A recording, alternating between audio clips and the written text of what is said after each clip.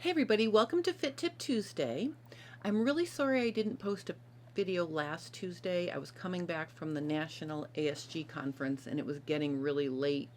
My flight was really late and I just didn't have time to get that done, so I apologize. But I do have a good one for you today. I want to show you how to change the slope of the shoulder when you only need to change the back slope. I'm also going to show you how to shorten the shoulder seam to get the armhole edges to sit on the tip of your shoulder. And I'm going to explain the difference between slope of the shoulder and the shoulder seam itself. So first, let's look at this photo of this knit top, and I want you to look at the back neckline and look how low the shoulder is in the back compared to the base of the neck in the back. You can see that it's significantly lower. There are some little white lines there to show you the base of the neck and then the level of the tip of the shoulder. And you can see that we really need to create a different angle to the back because it's not fitting properly. The other thing is you can see that the upper back is a little bit too wide, so we're going to want to shorten that shoulder seam. Now the interesting thing is, if you look at the front of this knit top, you can see that the front looks great. So this is a situation where we only need to adjust the back slope of the shoulder to accommodate that slope. And this is why I think it's important to understand the difference between slope of the shoulder and the shoulder seam itself, because to change the slope of the shoulder, you're changing the angle of the shoulder seam edge, but those two things are not exactly the same. And I already have done this adjustment on this set of mini front and back bodice pieces. I taped together the shoulder seam and I pinned it together at the side seam. So if your side seams are pinned together and if your shoulder seams are taped together, you can see the shoulder seam and you can also see the slope of the shoulder. So this pink area that I have highlighted, that's your shoulder seam. Okay, and you can see that it looks like it's running pretty straight to, across from armhole to neckline. Okay, but notice the angle of the fold in the back bodice. That's the slope of the shoulder. So you can see by changing this slope, we can accommodate a higher base of the neck in the back, comparatively speaking, to the shoulder and what's going on in the front. So I'm going to show you how to create this. So the first thing we're going to do is we're going to get our back pattern piece, and I'm going to draw a box around my armhole like this. Okay, then what I'm going to do is I'm going to mark a guideline for how much I need to lower the shoulder.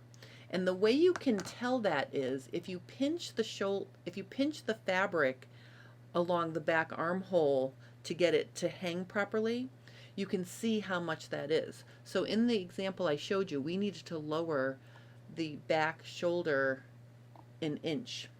So because I'm working on a half scale pattern here, I'm going to just lower it a half an inch, but really this works for whatever width or whatever distance you need to change it or measurement. So I'm just going to do a half an inch here. Oops. Okay.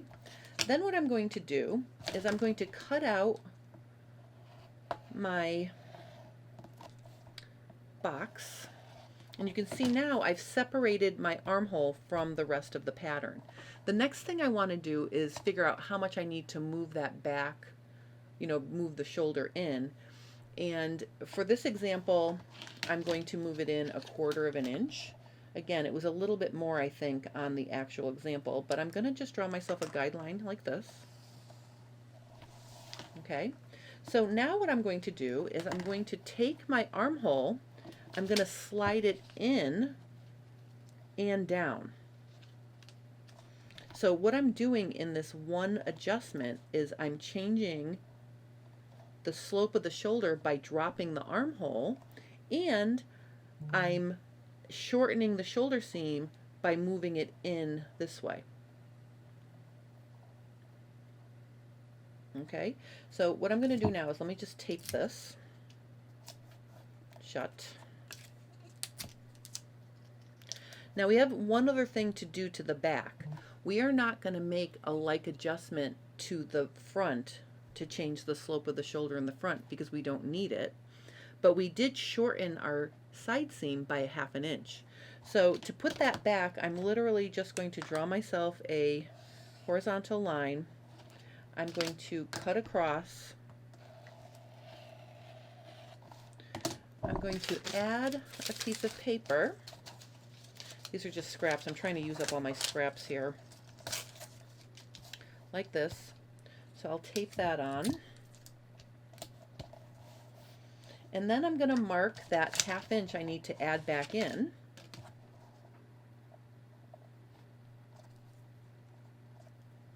Like this. I'm also going to continue my center back seam here, or my center back edge.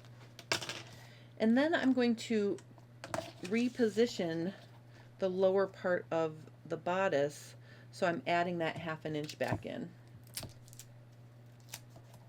So that fixes the side seam.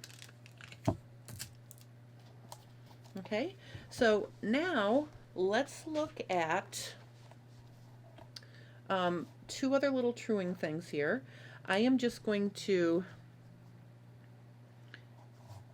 very gradually true my side seam up to the new position of my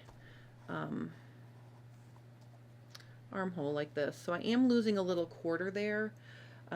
If you don't need, if you need all that room, you can also extend this back out like this. So let's do it that way actually. So we moved the armhole in because we want to shorten the shoulder. Maybe we don't want to take anything off the side seam, so just extend that back out, true that back up like that. If you can take it in, you can also just true it up that second way, but either way you want to true up your side seam, and then you're also going to true up your shoulder seam like this. So I'm basically just drawing a new shoulder edge from the original neckline to the original armhole. Here is the beauty of doing this adjustment this way. I did not touch the armhole at all, so the sleeve does not need to be adjusted.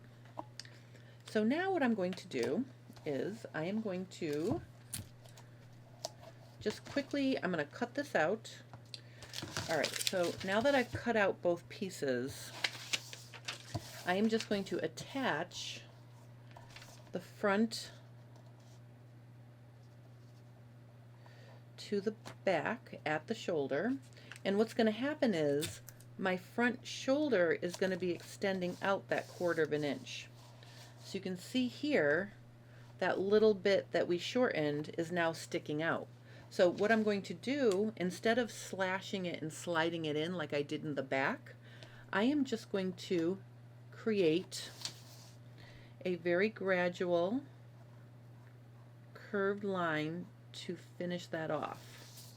Okay, and if I cut that off, you can see I have now created a nice smooth C shape. Okay, and the shoulder seams now match. So you don't necessarily have to slash and slide in the front armhole to get to shorten the shoulder seam. You can just skim that little bit off. It's less invasive, it's easy, and you're really not changing the length of the armhole by taking a little bit off up here. So now I've completed this adjustment, and again I just want to show you one more time. If I attach my bodice to the together at the top of the side seam and I press this flat, what's going to happen is we are going to end up with, make sure I stay taped together here, hold on.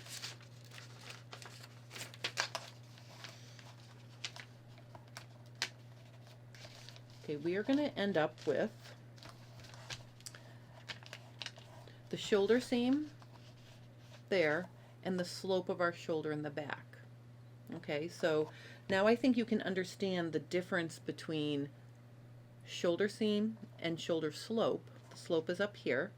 And let's take a look at how this top looked after we made those two adjustments. We shortened the shoulder seam to bring the armhole up to the tip of the shoulder, and we created that slope by dropping the back armhole 1 inch. So if you see here, look how nice that fits.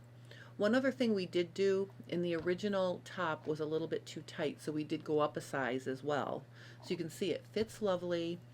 The shoulder is hanging off of, the fabric is hanging off the shoulder nicely, and we've created a really nice fit. So that is my little tutorial for today. I thought this was an exciting one because sometimes if you think about it, and you realize that your body can be different front to back, and sometimes some of these things that seem like they would need to be done to the front and the back only need to be done in the front or the back. Meaning, if the fabric is hanging right in the front, but it's struggling in the back because of the position of the base of your neck compared to the shoulder, in the whole back neckline, you can adjust the slope of just the back shoulder. So if you have any questions or comments about this tutorial, please post them below and I will help you. I will be here for FabFit Friday. I'm not 100% sure what my topic will be yet, but I hope you'll join me. Thank you so much for watching and have a lovely rest of your day.